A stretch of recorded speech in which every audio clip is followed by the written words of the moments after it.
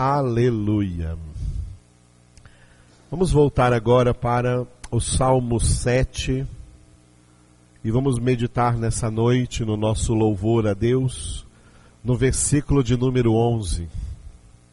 Salmo 7, versículo 11.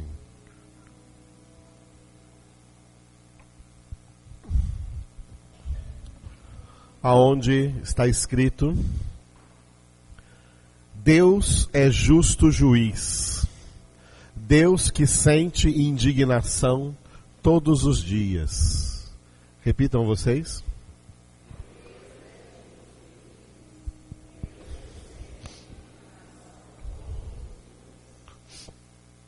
Indignação é a mesma coisa de ira. Deus se ira todos os dias.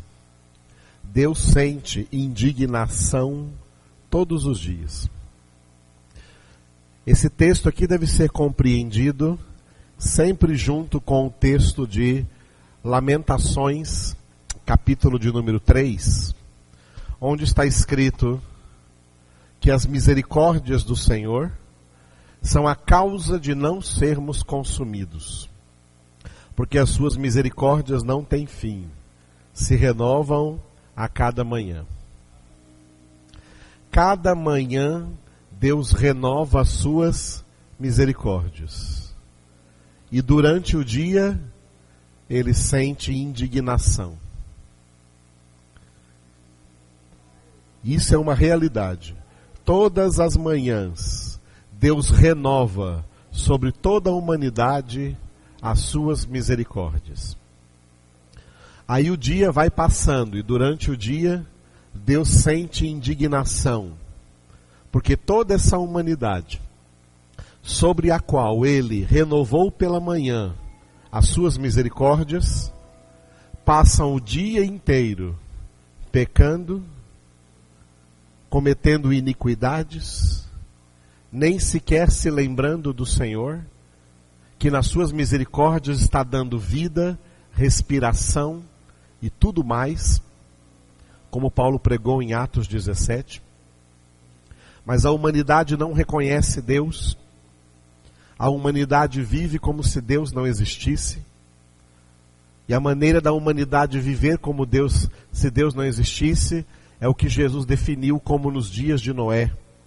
Os homens estão se casando e dando-se em casamento, comprando e vendendo. Essas expressões significam que os homens estão vivendo a sua vidinha na terra simplesmente como se Deus não existisse, como se eles fossem seus próprios donos, e não percebem que só estão vivos porque as misericórdias de Deus se renovam a cada manhã. Mas no decorrer do dia, Deus sente indignação, porque esses homens são ímpios e vivem completamente sem Deus neste mundo. E quando alguém tenta lhes falar de Deus, ainda querem discutir opiniões e duvidar da palavra de Deus e duvidar da existência de Deus. São homens ímpios. Por isso a humanidade, a cada dia que passa, vai enchendo a medida da indignação, da ira de Deus, que vai se derramar sobre toda essa humanidade para a destruição dos homens ímpios. Homens que Deus passou a vida inteira, cada manhã, renovando sobre eles as suas misericórdias, mas sentindo indignação todos os dias, porque eles não reconhecem isso, não reconhecem Deus, não adoram a Deus, não buscam a Deus. É essa história da humanidade que nós vivemos e na qual nós estamos inseridos no meio dela. Cuidado, porque nós não estamos no mundo para ser influenciados pelo mundo. Nós estamos no mundo para influenciar o mundo em nome do Senhor. E para influenciar o mundo, nós temos que aproveitar as misericórdias de Deus, que se renovam a cada dia, e não passar o dia desagradando a Deus, causando indignação em Deus, mas passar o dia vivendo pela fé, porque sem fé é impossível agradar a Deus. Aleluia. Vamos orar agora pelo dom da fé. Está escrito: o justo viverá pela fé. Aleluia. Primeiro, levante a sua mão direita. Bem alto, levante a sua mão direita. E feche os seus olhos. Senhor, Tu estás vendo essas mãos levantadas. Tu conhece cada uma dessas pessoas cujas mãos foram levantadas. Que essas mãos levantadas agora sejam um símbolo daqueles que querem ser diferentes dessa humanidade. Que querem viver não fazendo o Senhor sentir indignação, mas agradando o Senhor, vivendo pela fé.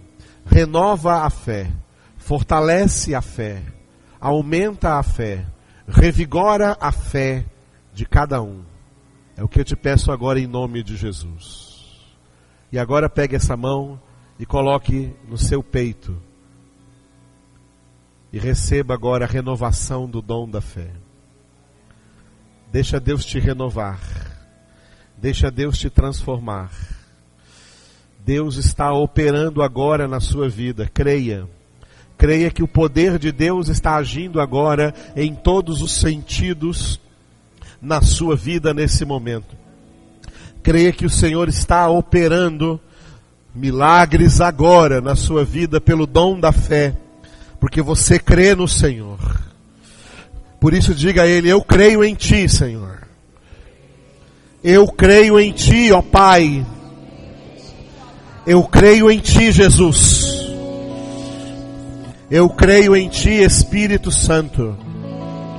E me rendo a Ti de todo o meu coração. Eu me entrego a Ti, Senhor. Opera na minha vida, conforme a Tua vontade, conforme a Tua palavra. Aleluia. Diga glória a Deus. Que está em Mateus 16. Aleluia. Mateus 16. Aleluia. Hoje eu gostaria de chamar o Rangel para ler aqui pela primeira vez.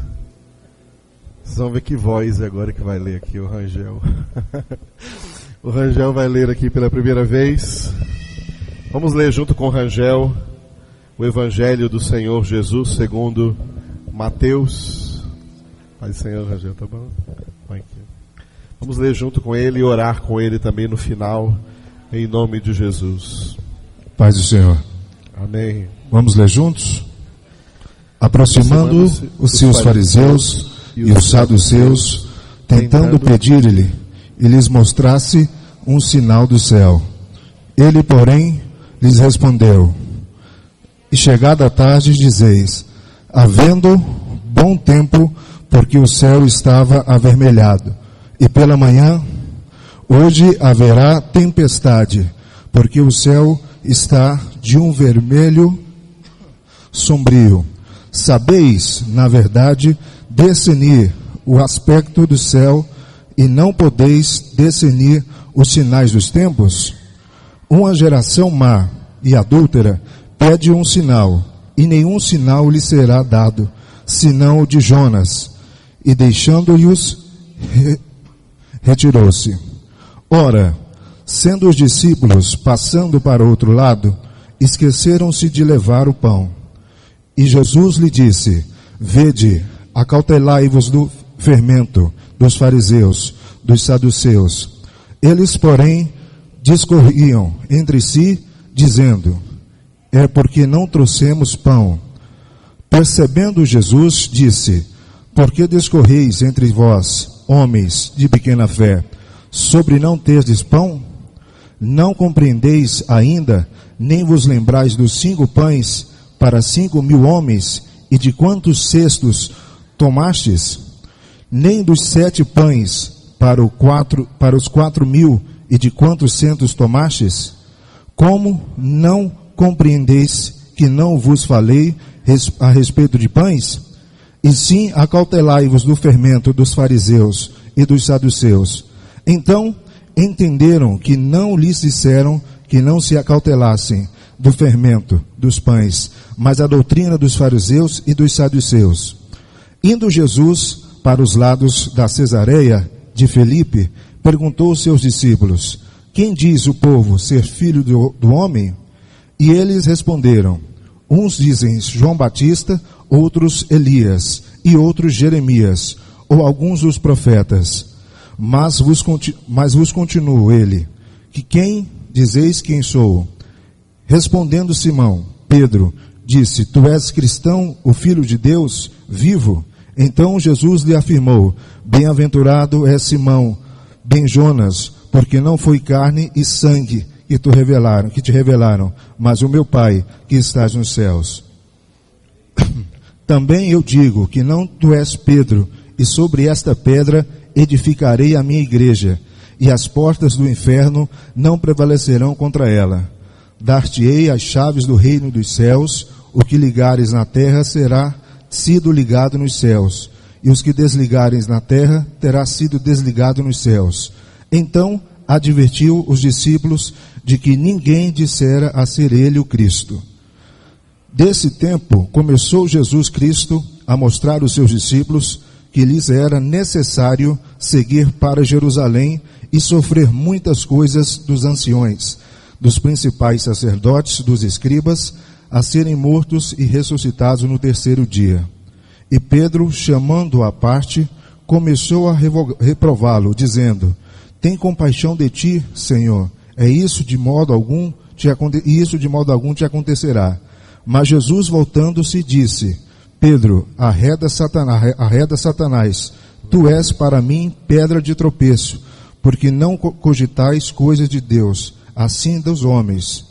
Então disse Jesus aos seus discípulos: se alguém quer vir após mim, a si mesmo se negue, tome a sua cruz e siga-me. Porquanto quem quiser salvar a sua vida, perdê-la-á, e a quem perder a sua vida por mim, causa-achá-la-á. Pois quem aproveitará o homem se ganhar o mundo inteiro e perder a sua alma? Ou que dará o homem em um troca da sua alma? Porque o Filho do Homem há de vir na glória do seu Pai, com seus anjos, e então retribuirá a cada um conforme as suas obras.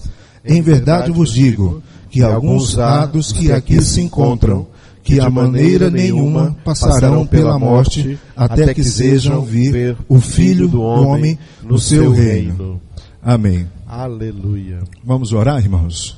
Senhor Deus, neste momento nós agradecemos, ó Pai, por essa palavra. Obrigado. Senhor Jesus, nós pedimos a Ti que o Senhor venha brotar essa palavra em nossos corações. Aleluia. Para que nós possamos, Senhor, a cada dia mais cumprir aquilo que o Senhor tem proposto para nós, ó Deus. Aleluia. Obrigado, Senhor Jesus, pelo ensinamento. Obrigado, Senhor Jesus, por essa congregação. Porque nós sabemos que foi o Senhor que nos trouxe aqui.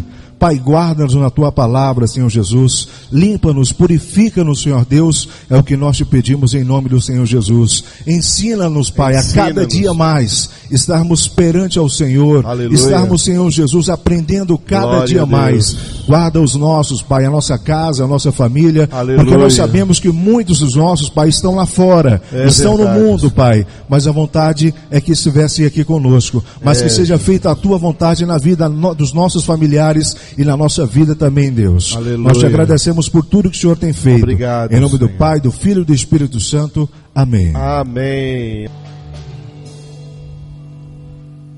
Jesus é tudo para você?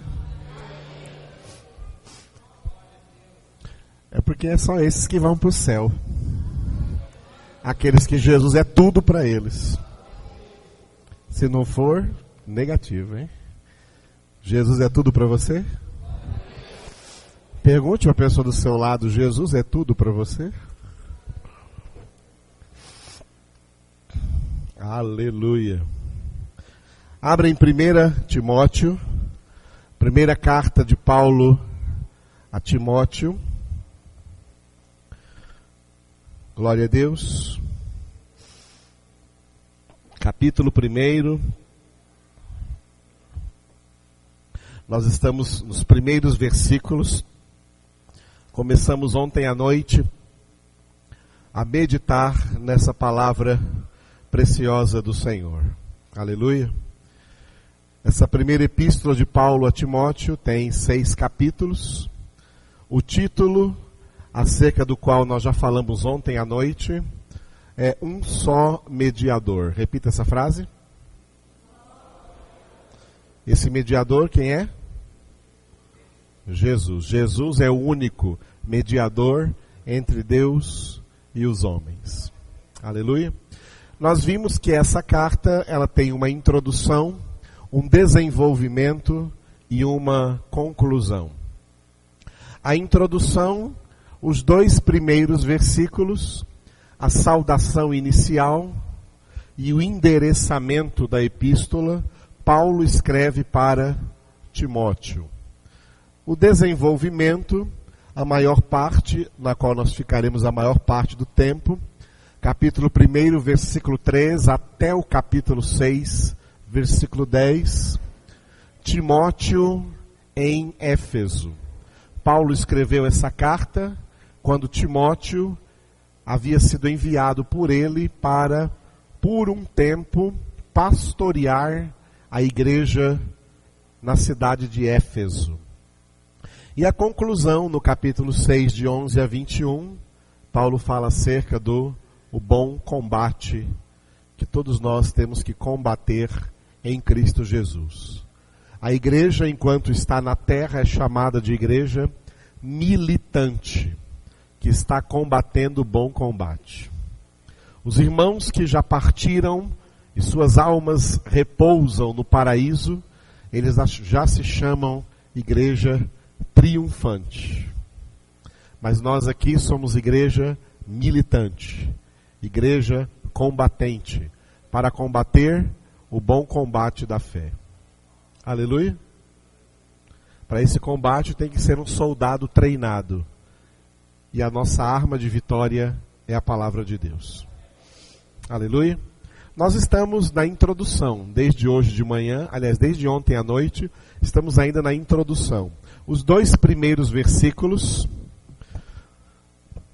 onde está escrito: Paulo, apóstolo de Cristo Jesus, pelo mandato de Deus, nosso Salvador, e de Cristo Jesus, nossa esperança. A Timóteo, verdadeiro filho na fé, graça, misericórdia e paz, da parte de Deus Pai e de Cristo Jesus, nosso Senhor. Leiam vocês os 2 versículos.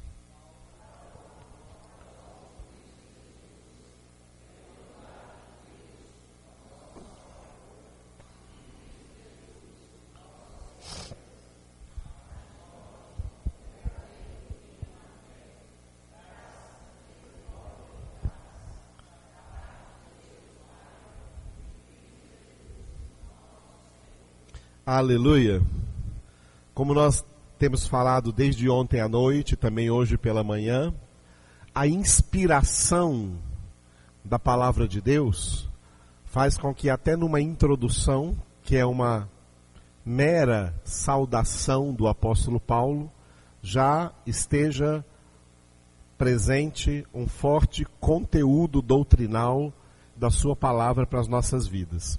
Hoje pela manhã nós encerramos o primeiro versículo, que começamos ontem à noite, onde Paulo se apresenta como apóstolo de Cristo Jesus, não porque ele se autoproclamou apóstolo, como muitos fazem por aí, mas pelo mandato de Deus. E nós vimos hoje pela manhã como Deus, como Paulo chama, Deus de nosso Salvador, e Cristo Jesus de nossa esperança. Tudo isso vimos hoje pela manhã. Paulo endereça essa carta então a Timóteo, que nós já vimos também ontem à noite, que era um discípulo de Jesus, que foi convertido na primeira viagem do apóstolo Paulo na região da Galácia, numa cidade chamada Listra. Naquela cidade chamada Listra, na região da Antioquia, da Pisídia e da Panfilha, a região da Galácia, onde havia aquelas cidades para as quais depois Paulo escreveu a carta aos Gálatas. Numa dessas cidades, chamada Listra, morava Timóteo.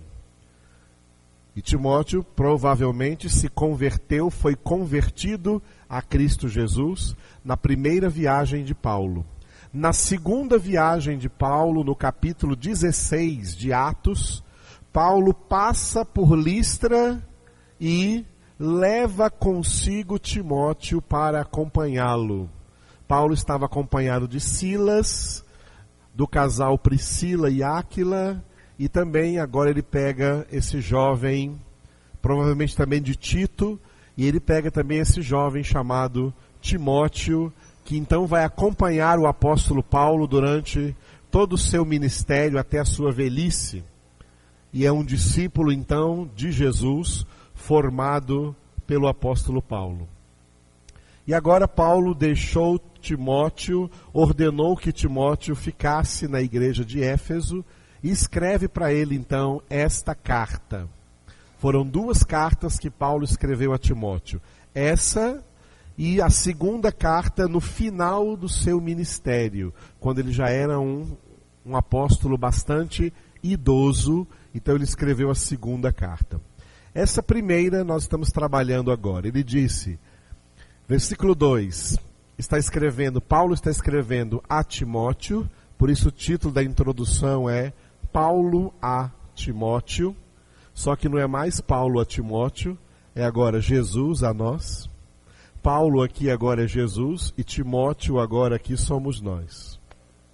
E o nome de Timóteo, como nós vimos também ontem à noite, significa, é uma palavra grega, 2 palavras gregas formando o nome Timóteo, que significa aquele que honra a Deus. Esse é o nome Timóteo.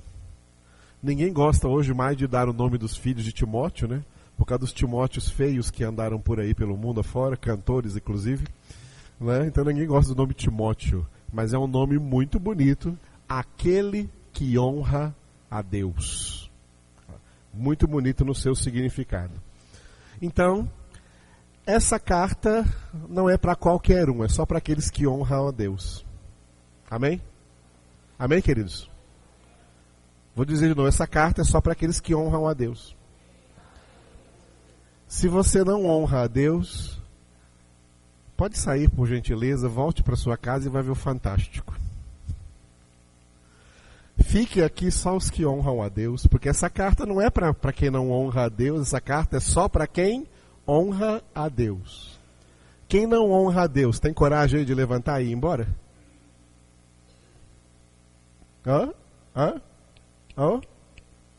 Essa carta é só para quem honra a Deus. Quem não honra a Deus, essa carta não é para eles. Pode levantar e ir embora. Vai ver o Fantástico. Vai comer uma pamonha por aí. Para que você vai ficar aqui? Não é para você essa carta. Essa carta é para os que honram a Deus. Você honra a Deus? Você honra a Deus com a sua vida? Você honra a Deus com as suas atitudes? Você honra a Deus com as suas palavras? Você honra a Deus no seu trabalho? Você honra a Deus na sua faculdade, na sua escola? Você honra a Deus no seio da sua família? Você é uma pessoa que honra a Deus?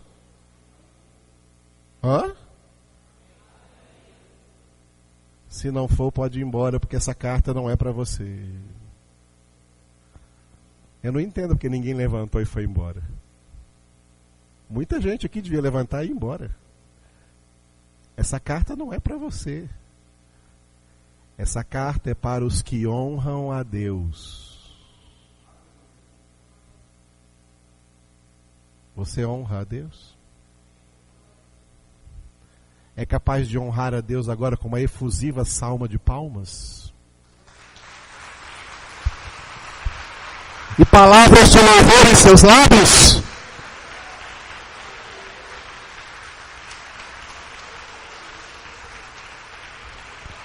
É uma carta para quem honra a Deus. É uma carta para Timóteo. É uma carta para quem honra a Deus.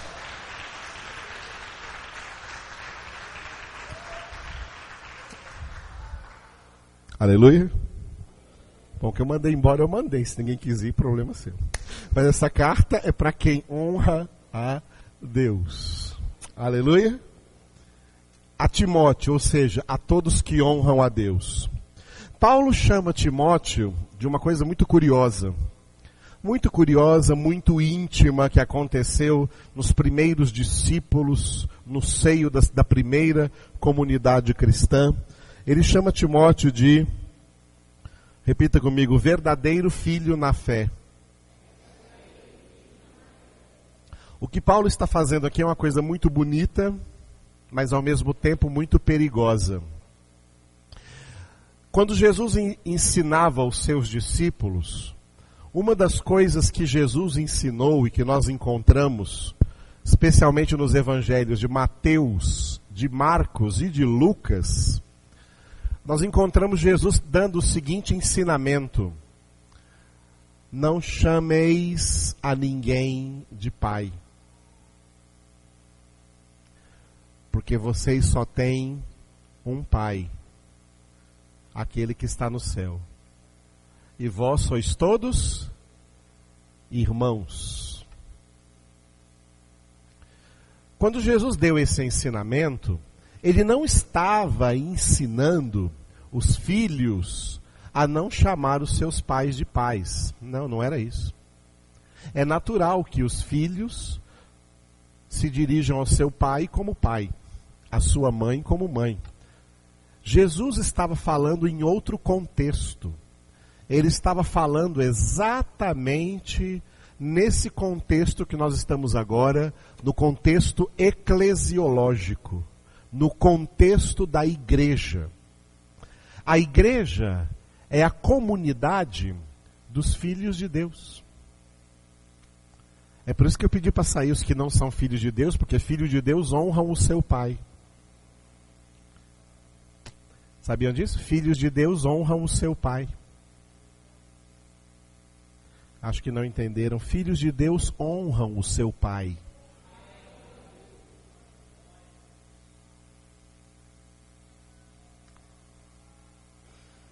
Em tudo o que são e em tudo o que fazem. A igreja é a comunidade dos filhos de Deus. E todos esses filhos de Deus, entre si, são irmãos. Irmãos e filhos de um único Pai, que é Deus. Jesus, claro, cheio do Espírito Santo, ele já sabia que o contrário disso ia acontecer. Que no contexto de igrejas, muita gente ia estar chamando aí pastores ou líderes de igreja de pai. Muita gente ia estar chamando aqueles que os evangelizaram, aquele fulano é o meu pai na fé, ou aquela fulana é a minha mãe na fé. Jesus tentou evitar isso. Foi por isso que ele deu esse mandamento. Jesus já sabia o que ia acontecer. Olha o tipo de cristianismo que virou, por exemplo, o catolicismo romano. O catolicismo romano é uma declarada desobediência à ordem de Jesus. Os chefes das igrejas católicas são chamados de padres, que é pai em espanhol. E o chefe da igreja católica no mundo inteiro, que é o bispo lá do Vaticano, é chamado pela igreja católica de papa,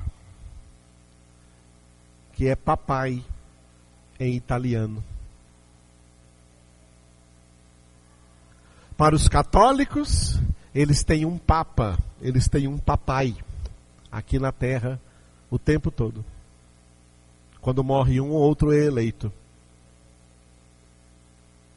E em cada igreja católica, cada paróquia católica, o chefe é alguém que todos eles têm que chamar de padre, que é pai. Jesus ensinou isso? Vou perguntar novamente, Jesus ensinou isso? Então isso é heresia.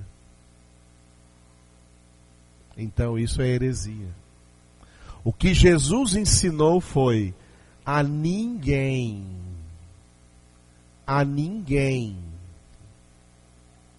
absolutamente ninguém, chameis de Pai sobre a terra, porque um só é o vosso Pai, aquele que está nos céus. Jesus sabia, mas que isso ia acontecer. E isso já começou a acontecer assim com a melhor das boas intenções, com a maior caridade, o maior amor. É com maior amor que Paulo está falando para Timóteo: Timóteo, você é o meu verdadeiro filho na fé. É uma palavra que não era para ser levada para o lado teológico, nem para o lado eclesiológico. Era uma palavra que era para ser levado para um lado pessoal. Tá? Você é como um filho para mim na fé. E Timóteo com certeza considerava Paulo como um verdadeiro pai na fé. Consideração é uma coisa. Consideração é emocional. É de uma intimidade pessoal. Ter uma consideração é uma coisa diferente. Jesus não proibiu essa consideração. O que ele proibiu foi essa idolatria que veio surgir mais tarde, na qual pessoas são colocadas aí como pais. Vocês sabiam que existem igrejas? Eu fui de uma vez, em que o pastor obrigava todo mundo a chamá-lo de pai. E ele só começava a pregação, ele treinou o povo da igreja, e ele só começava a pregação depois que todo mundo junto falasse assim, toda a igreja junto falasse para ele assim: a bênção, pai. Aí ele falava: eu abençoo vocês. E aí ele começava a pregação. Isso aqui em Anápolis. Entenderam? Tem muita gente querendo se passar por pretensos pais. Isso está errado. Não é nesse sentido que Paulo está chamando a Timóteo aqui de verdadeiro filho na fé. E existem outras coisas, outras expressões semelhantes a essas dentro do Novo Testamento, especialmente aqui, nas epístolas do apóstolo Paulo. Nas epístolas dos outros, nem tanto. Mas nas epístolas do apóstolo Paulo, porque o apóstolo Paulo trabalhou formando igrejas de discípulos de Jesus, e ele criou um vínculo tão forte com aquelas pessoas, que elas consideravam a ele como pai. Não que ele estivesse pedindo esse título sobre ele, mas havia essa consideração. Uma coisa, por isso que eu falei, uma coisa muito bonita, mas também ao mesmo tempo perigosa, porque quando a consideração sai de lado, só fica a idolatria e a imposição de pessoas sobre o rebanho de Deus. Da parte dos líderes, uma imposição sobre o rebanho, exigindo sobre ele, para ele, uma alta consideração, e da parte da comunidade, da parte das pessoas, uma idolatria, colocando esse líder aí sobre um altar de paternidade. Ele é o nosso papai. Ele é o nosso pai. Não, amados, Deus é o nosso pai. Deus é o nosso Pai. Nós somos irmãos. Somos irmãos na fé. Aleluia. Quando você prega o evangelho para alguém e essa pessoa se converte, não é por causa disso que você é o pai da fé dessa pessoa. Porque quem converteu essa pessoa não foi você, foi Deus. E a palavra que você pregou não era sua, era de Deus.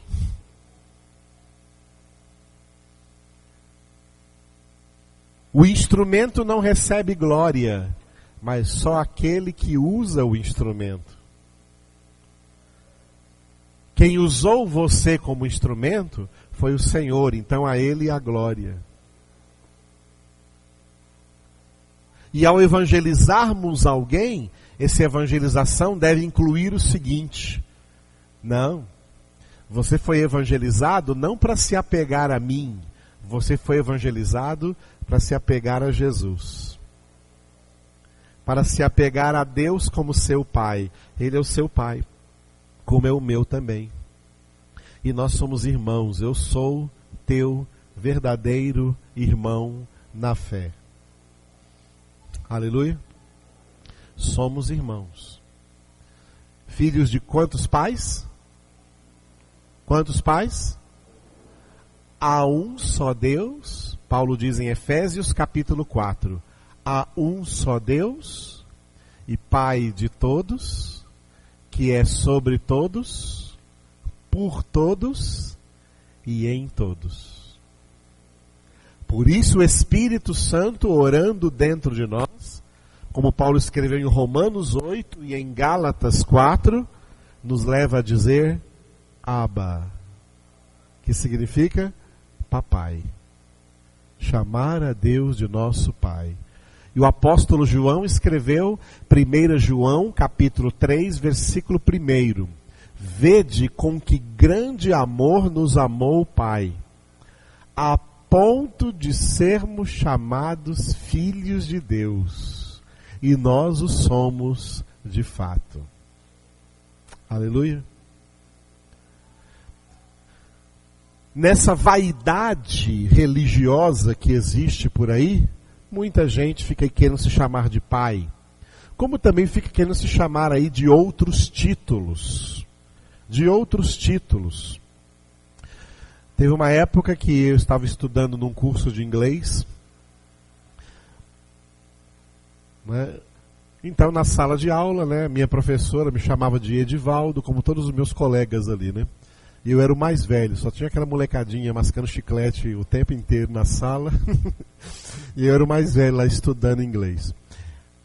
Aí um dia essa professora descobriu que eu era pastor. Aí ela veio cheia de vergonha. Me desculpa, o senhor é pastor. E eu fiquei chamando o senhor de Edivaldo o tempo todo. Eu falei para ela, não, você me chamou certo, eu sou Edivaldo, esse é o meu nome. Pastor não é o meu nome. Pastor é uma função, é um ministério, é um serviço que eu tenho. Mas o meu nome é Edivaldo mesmo. Você chamou certinho, pode continuar me chamando assim, eu sou Edivaldo mesmo. Tem pastor que se você chamar ele pelo nome, chama de pastor. Pastor, eu sou pastor, me chama de pastor. Não, mas eu sou Edivaldo. Eu pastoreio porque Jesus me colocou nesse serviço e me preparou para esse serviço, mas meu nome é Edivaldo.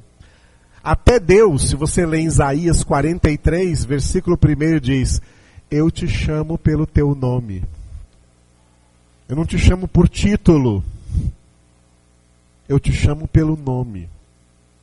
Não por título. Tem gente aí que gosta de ter um título na frente do nome. Tudo isso é vaidade, amados. E vaidade vem de soberba. E Deus resiste os soberbos e dá graça aos humildes. Se quer falar de títulos, então a palavra de Deus nos ensina 3 títulos maravilhosos. Os únicos 3 títulos que nós poderíamos nos gloriar diante de Deus, quem se gloria, glorie-se no Senhor. 2 deles eu já falei. Somos filhos de Deus. Esse título é de Jesus. Ele foi morto porque disse que tinha esse título. Eu sou filho de Deus. E agora nós podemos dizer o mesmo. Eu sou filho de Deus. Você nasceu de novo? Você foi convertido pelo sangue de Jesus? Você foi convertido pelo poder de Deus? Você é filho de Deus. Diga, eu sou filho de Deus. Agora, se somos filhos, o nosso segundo título, bem óbvio, é: somos irmãos. Aleluia. Diga para a pessoa do seu lado: eu sou teu irmão ou irmã. Aleluia. E olhem para mim aqui, ó. Sabe quem eu sou? Eu sou o irmão Edivaldo. Eu sou irmão de vocês. Aleluia. E o terceiro título? O terceiro título é muito bom, muito bonito também. É servo. É servo. Os discípulos apresentaram para Jesus um grande desafio no discipulado deles. Jesus passou com os discípulos, formando-os cerca de 3 anos e meio.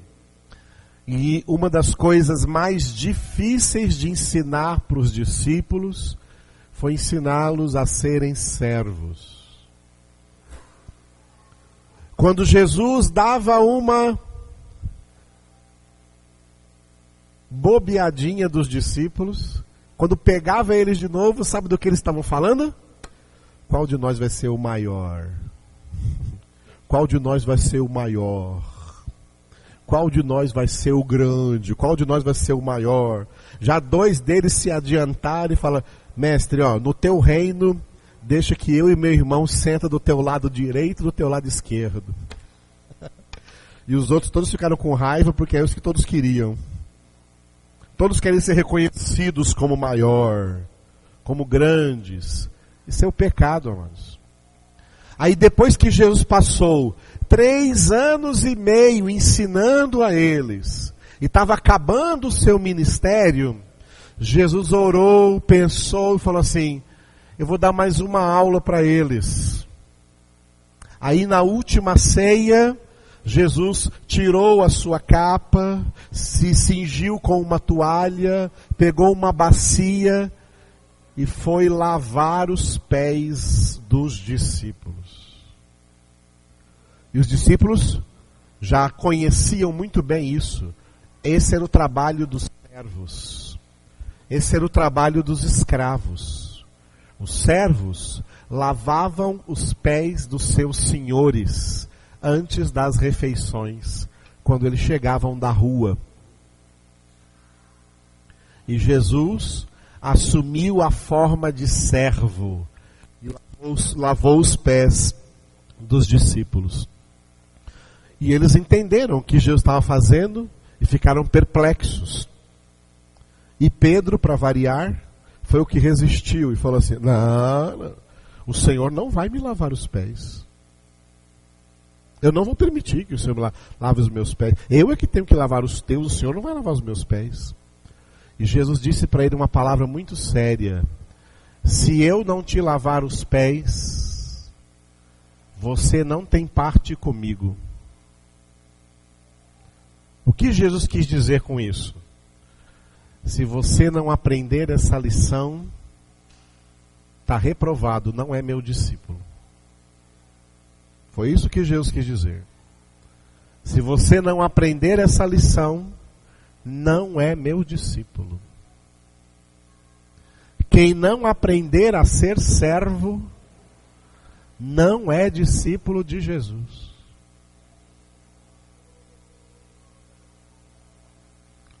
Quem não aprender a ser servo, não terá parte comigo, disse Jesus.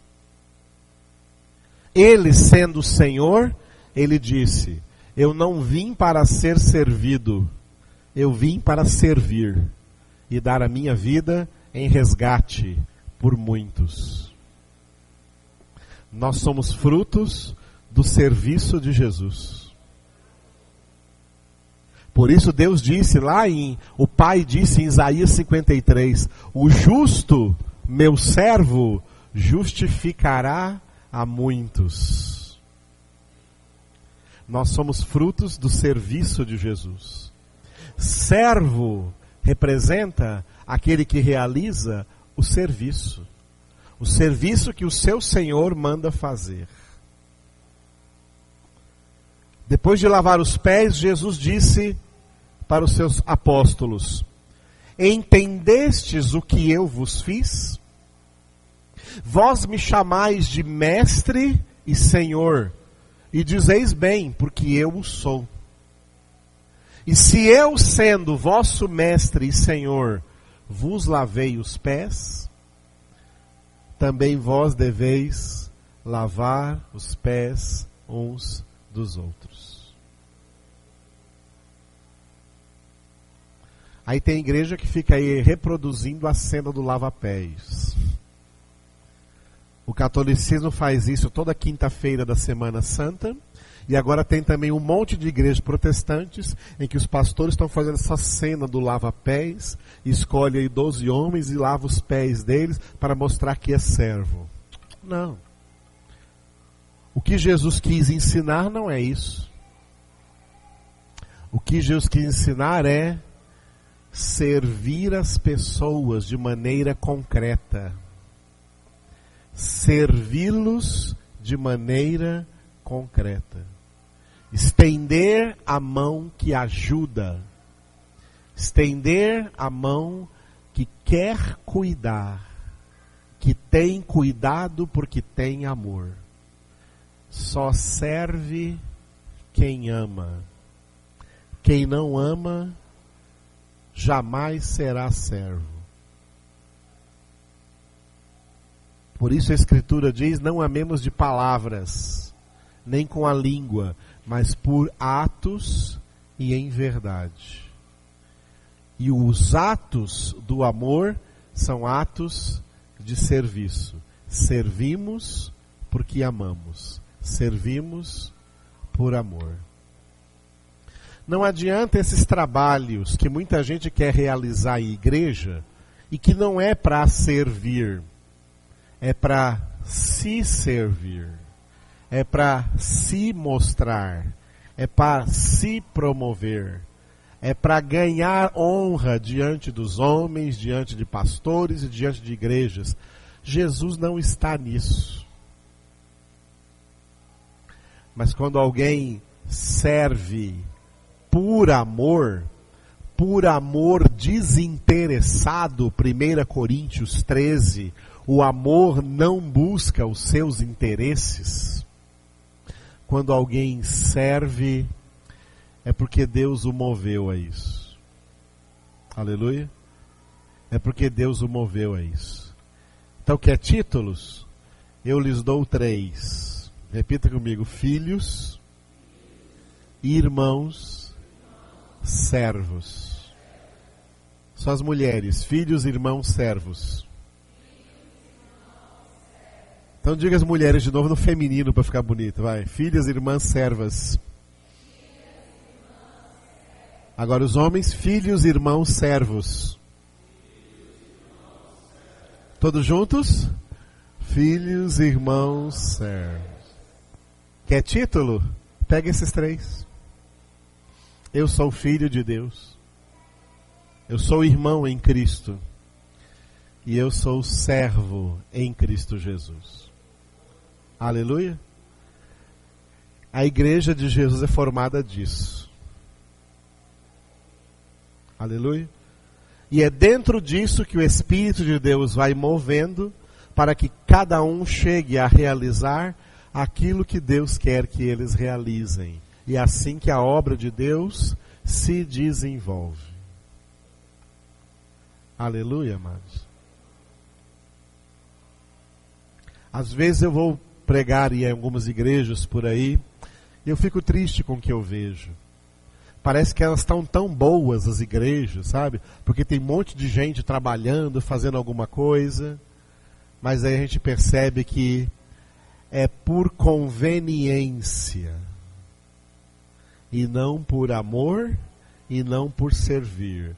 É para passar apenas uma imagem. Oh, que igreja! Oh, tem moral! Oh, que tem honra diante dos homens. E é reconhecido por homens. Mas não é reconhecido por Deus. O que é reconhecido por Deus é verdadeiramente evangélico. E é o que Jesus fez. Aleluia. Dentro desse versículo 2, onde Paulo diz a Timóteo, verdadeiro filho na fé, creio que eu expliquei bem para vocês isso. Paulo usou uma expressão muito bonita, mas também muito perigosa. E parece que o perigo depois supera toda a beleza da coisa. Mas ele saúda Timóteo, diferente das outras epístolas que nós lemos, que ele saúda a graça e a paz, e ele acrescenta aqui uma terceira coisa. Graça, misericórdia e paz, da parte de Deus Pai e de Cristo Jesus, nosso Senhor. Repita, graça, misericórdia e paz. Aleluia. Graça é todo o pacote da salvação.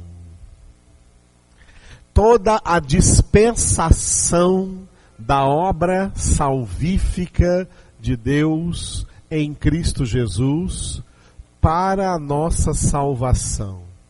A graça de Deus é um grande pacote que envolve um monte de outras coisas. Por exemplo, quando o apóstolo Pedro diz, crescei na graça e no conhecimento do Senhor Jesus Cristo. Aí tem gente que diz que crescer na graça é uma coisa, crescer no conhecimento é outra. Errado, é a mesma coisa. A graça é um grande pacote que envolve, entre outras coisas, o conhecimento de Deus. O conhecimento é um dos presentes dentro dessa graça. É um dos presentes dentro desse pacote, é o conhecimento. Aleluia. A graça do Senhor Jesus Cristo, tá, envolve o quê? A obra da nossa salvação. Por isso quem é salvo é agraciado. E quem não é salvo, quem é condenado é desgraçado. Como nós vimos lá em Apocalipse na igreja de Laodiceia. O que é desgraçado? Alguém que não tem a graça do Senhor Jesus Cristo. Que não foi alcançado pela obra da salvação. A salvação nenhum homem pode alcançar.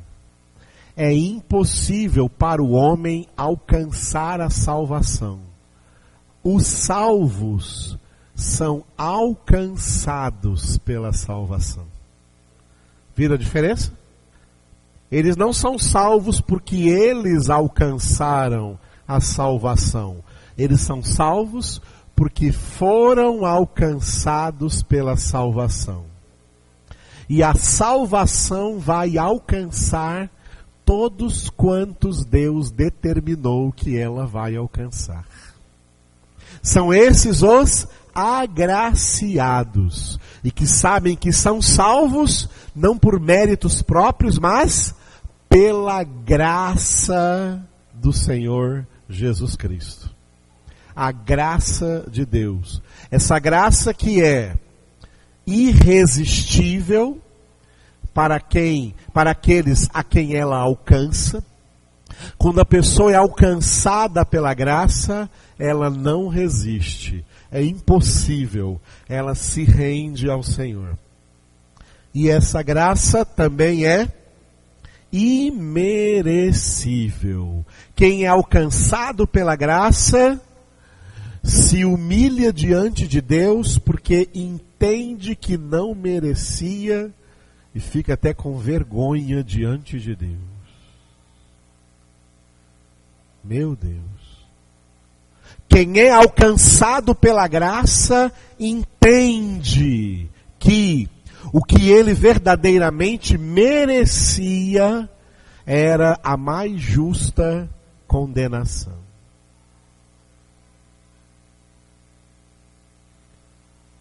Amados, eu não tenho a menor dúvida, vou falar a nível pessoal, não sei se você se sente assim, mas eu não tenho a menor dúvida que se o inferno tiver um lugar chamado Quintos, é pouco para mim.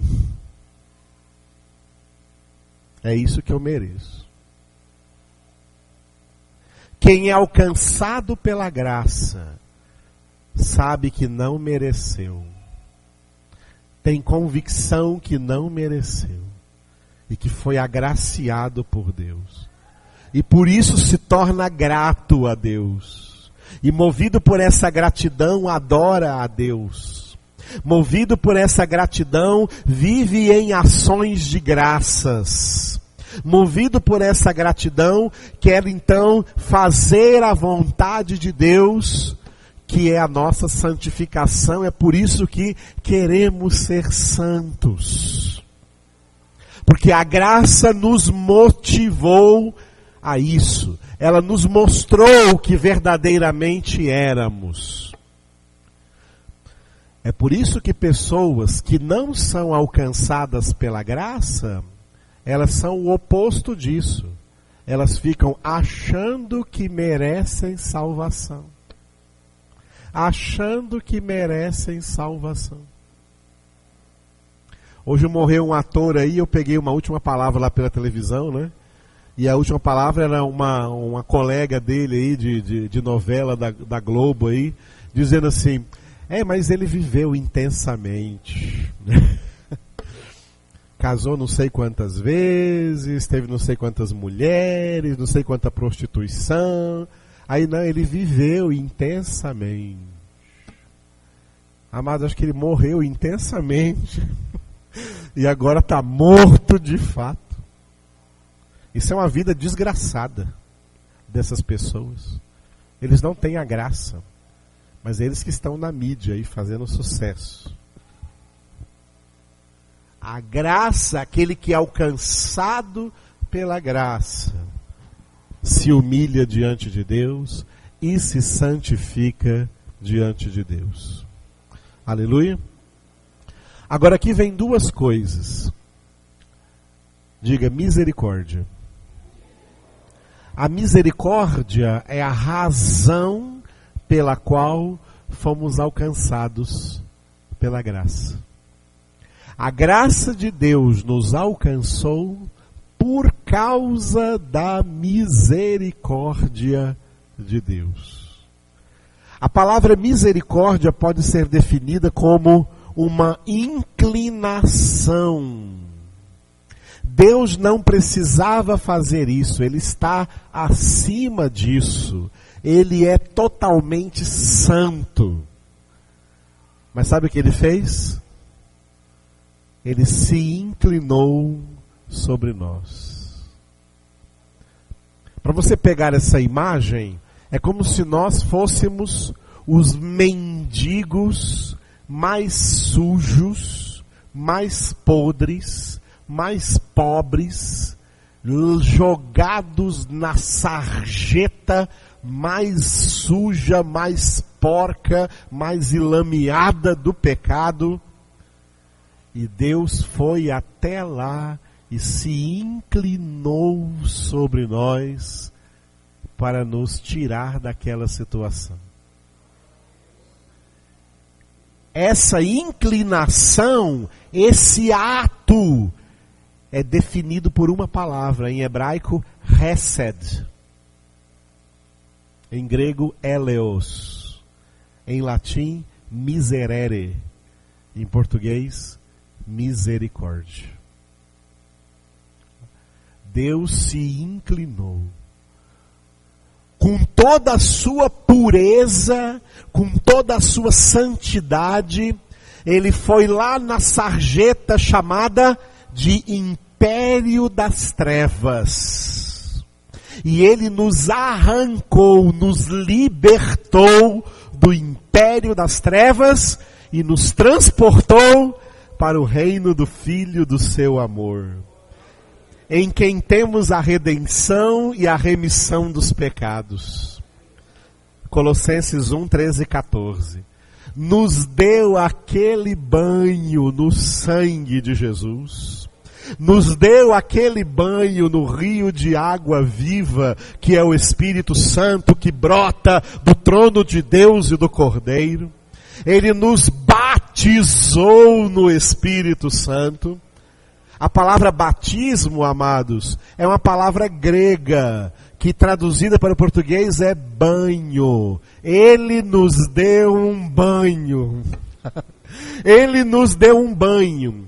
E com que ele nos lavou? Ele nos lavou com a palavra.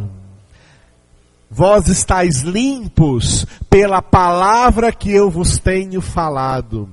E depois de nos dar um banho e de nos dar vestes novas, porque está escrito, todos que fostes batizados em Cristo Jesus, de Cristo vos revestistes.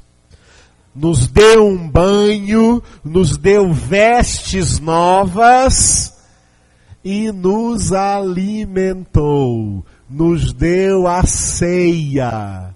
E o que ele serviu na ceia? O pão da vida. Serviu a carne e o sangue de Jesus. Minha carne é verdadeira comida, meu sangue é verdadeira bebida, e nos alimentou para que nunca mais sejamos mendigos espirituais. Deus fez isso, amados. Isso tudo que eu falei para vocês se resume numa palavra: misericórdia. Não é igual a dó, não é igual a pena. Por isso que essas palavras não são bíblicas, viu? Dó é uma nota musical. Dó, ré, mi, fá, sol, lá, si, dó. E pena é de galinha, ou de passarinho, ou de ave. Dó e pena são sentimentos egoístas. São sentimentos que não levam a nada. Quem tem dó não faz nada. Quem tem dó não anda ao redor. Quem tem pena não faz nada. Fica penalizado e também estatizado, parado, não faz nada. Agora, misericórdia leva a uma ação que resolve o problema. Por isso, a misericórdia de Deus agiu agraciando-nos com a salvação em Cristo Jesus. E aí vem o terceiro elemento, que é a paz. A paz é o resultado de termos sido alcançados pela graça. Uma vez alcançados pela graça, fomos colocados num estado de reconciliação com Deus. Isso é a paz. A paz do Senhor é reconciliação, é estado de reconciliação. Fomos colocados no estado de reconciliação com Deus. Fomos reconciliados com Deus. E olha que Ele nos transformou. Lembra o que éramos? Mendigos lá no lamaçal. E sabe o que somos agora? Embaixadores de Cristo. Embaixadores do reino de Deus na terra, para pregar aos homens a mesma mensagem da reconciliação. A pregação do Evangelho de Cristo Jesus para o mundo é um apelo que pode ser resumido nessa frase: reconciliai-vos com Deus. reconciliai-vos com Deus. Qual é a mensagem que nós, como igreja, temos que transmitir para o nosso Brasil, para os brasileiros? É essa: reconciliai-vos com Deus. Quem prega o Evangelho, é esta mensagem que ele está pregando. O que eu estou falando para você está tudo em 2 Coríntios, capítulo 5. Depois você lê em casa, onde fala que somos embaixadores e somos então os portadores dessa mensagem. Por isso, no mundo, exortamos a todos, em nome de Cristo Jesus, reconciliai-vos com Deus. Porque nós experimentamos essa reconciliação. Nós experimentamos essa paz. E esse foi o versículo que Martinho Lutero foi convertido, foi alcançado pela graça, quando ele lia Romanos capítulo 5, versículo 1. Justificados, pois, mediante a fé, temos paz com Deus por meio de nosso Senhor Jesus Cristo. Aleluia. Por isso, olha que riqueza nós temos nesse versículo. A doutrina da graça, a doutrina da misericórdia, a doutrina da paz, que é reconciliação, estado de reconciliação com Deus. Esse Deus está aqui agora. Foi Ele quem trouxe você aqui nessa noite. Ele trouxe você aqui para continuar fazendo essa obra, de te lavar com a palavra, de te revestir de Cristo, de te alimentar de Cristo, de te alimentar com a palavra. Porque você é filho de Deus. E como servo, é embaixador, realizando o ministério, o serviço desta reconciliação. Nós somos placas vivas, nas quais o mundo deve ler essa mensagem: reconciliai-vos com Deus. E hoje fomos transformados em instrumentos dessa reconciliação. Aleluia. Por isso essa é a nossa paz. Cristo é a nossa paz. Feche os seus olhos agora e adore o Senhor. Adore o Pai. Adore a Jesus. Adore o Espírito Santo. Adore a Deus. Obrigado, Senhor. Tua graça nos alcançou. Aleluia. Tua graça nos alcançou por causa da tua misericórdia. Por causa da tua misericórdia, fomos alcançados. E ao sermos alcançados por tua graça, fomos colocados em estado de reconciliação contigo. Por isso, Senhor, estamos em paz. Porque Tu és a nossa paz. Aleluia, Jesus. Obrigado, Pai, por tão grande amor. Obrigado, Jesus, por tão grande obra de salvação. Obrigado, Espírito Santo, por vir à nossa vida e chegar convencendo-nos do nosso pecado, dando-nos arrependimento, levando-nos, Senhor, ao estado de salvação por meio de uma verdadeira e genuína conversão. Uma vez alcançados por Ti, Senhor, nós estamos aqui reunidos nessa noite, na qual meditamos mais uma vez nessa palavra, para ser santificados pelo Senhor. Estamos aqui para dar mais um passo rumo à nossa santificação. Estamos aqui para ser, Senhor, oh, aleluia, moldados por Ti, como o oleiro molda o vaso na roda. E o Senhor mostrou isso ao profeta Jeremias. Nós somos vaso em Tuas mãos, somos como o barro em Tuas mãos. E o Senhor nos molda em vasos de honra, em vasos de filiação divina, na qual somos chamados, ó Papai, de Teus filhos.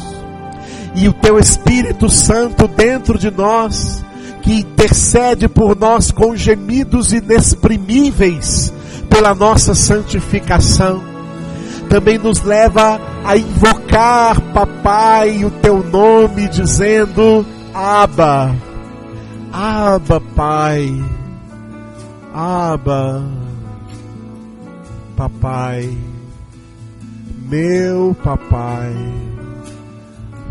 Papai, nós precisamos de Ti. Comece a orar agora como filho fala com o Pai. Papai, eu preciso de Ti. Tu conheces completamente a minha vida. Tu sondas a minha mente, sondas o meu coração, sondas o meu interior. Tu sondas a cada um de nós e nos conheces profundamente. E o Senhor quer que sejamos santos, Papai. Quer que sejamos Teus imitadores, como filhos muito amados. Pai, nós pedimos a Ti, ensina-nos. E Te louvamos porque é isso que o Senhor tem feito, através do Teu Filho Jesus. Através da Tua palavra viva e eficaz, o Senhor tem nos ensinado a cada dia, quando meditamos nela em nossas casas diariamente. Quando nos reunimos aqui para congregarmos juntos, o Senhor tem falado aos nossos corações, o Senhor tem nos ensinado, o Senhor tem mostrado para nós a verdade absoluta em Cristo Jesus, para dela nos alimentarmos, para nela nos fortalecermos e para crescermos até a medida da estatura de varão perfeito em Cristo Jesus.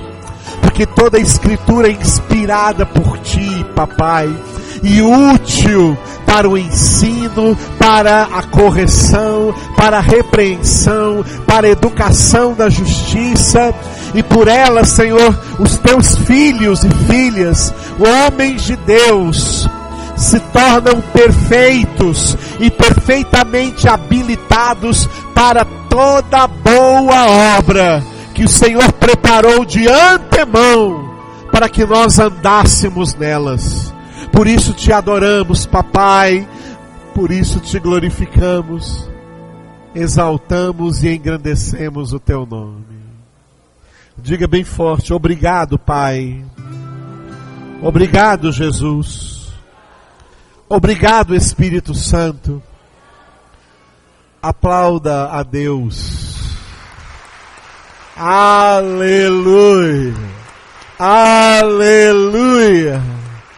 Aleluia. Te adoramos, Senhor. Te adoramos, Senhor.